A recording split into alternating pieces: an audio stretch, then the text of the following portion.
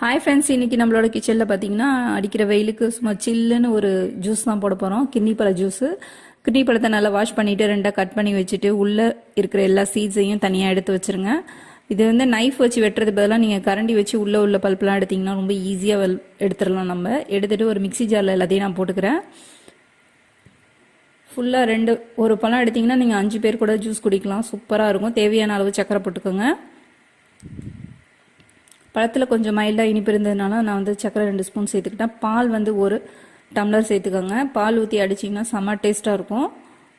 நல்லா ஸ்மூத் பேஸ்ட்டாக அடிச்சுட்டு அப்படியே நான் கிளாஸில் ஊற்றிட்டேன்.